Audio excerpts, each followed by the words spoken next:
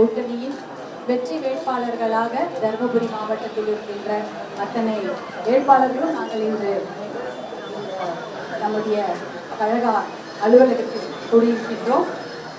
எங்களுடைய அருமை அண்ணன் அமைச்சர்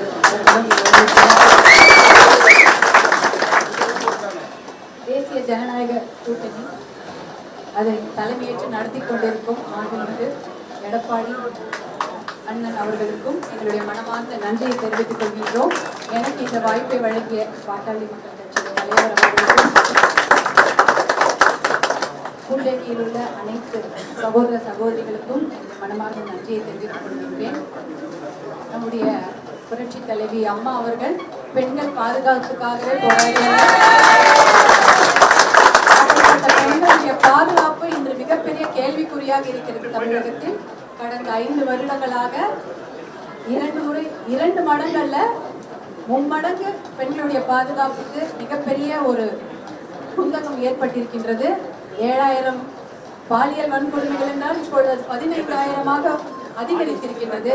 அவற்றையெல்லாம் தடுக்க வேண்டும். பெண்களுடைய பாதுகாப்பை, பெண்களுடைய மேம்பாட்டை உறுதி செய்ய வேண்டும் என்றால் இப்பொழுது நடைபெற்றுக் கொண்டிருக்கும் இந்த ஆட்சியை கண்டிப்பாக வீட்டுக்கு அனுப்பியே தீர வேண்டும். அதற்காகத்தான் எல்லோரும் இங்கு கூடியிருக்கிறோம். அனைவரும் நாம் ஒன்று சேர்த்திருக்கின்றோம். அந்த லட்சிய பயணத்தை நோக்கி தான் நாம் சென்று கொண்டிருக்கின்றோம். எங்களுடைய குறிக்கோள் நிலுவையில் இருக்கக்கூடிய தருமபுரி மாவட்டத்தில் இருக்கக்கூடிய அனைத்து திட்டங்கள் எல்லாம் 5 வருடங்களாக தூங்கிக் கொண்டிருக்கின்றது. எந்த திட்டமுமே நடக்கவில்லை.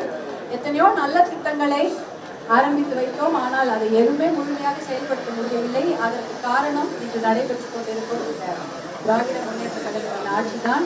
அதை கண்டிப்பாக இன்னும் ஒரு மாதத்தில் வீட்டுக்கு அனுப்பியே ஆக வேண்டும். இந்த திட்டங்களை கண்டிப்பாக அடுத்த 5 ஆண்டுக்குள் தருமபுரிக்கான அனைத்து குடிநீர் திட்டமாக இருக்க வேண்டும், அல்லது வேலைவாய்ப்பு திட்டமாக இருக்க வேண்டும். அதாவது நம்முடைய சிறப்பு பொருளாதார மண்டலம் அந்த மாதிரி திட்டங்கள் சிப்காட் எல்லாம் நிலுவையில் இருக்கிறது. எதுவுமே நடக்கவில்லை. அதையெல்லாம் மறுபடி உயிர் கொடுத்து கொண்டு வர வேண்டும் என்றால் அனைத்து இந்திய அண்ணா திராவிட முன்னேற்ற கழகத்திலான தலைமையிலான அந்த ஆட்சியை மீண்டும் கொண்டு வர வேண்டும். அதற்கு நாம் எல்லோரும் உறுதுணையாக இருக்க வேண்டும், ஒன்றுபட்டு உழைக்க வேண்டும் என்பதற்காக தான் பாட்டாளி மக்கள் கட்சியும் இந்த தேசிய ஜனநாயக கூட்டணியில் மிகப்பெரிய அங்கமாக வகித்துக் கொண்டு எல்லோருடன் ஒற்றுமையாக பாடுபட வேண்டும் என்று உங்களை எல்லாம் மீண்டும் ஒரு முறை கேட்டுக்கொண்டு நன்றியோடு விடைபெறுகிறேன். நன்றி, வணக்கம்.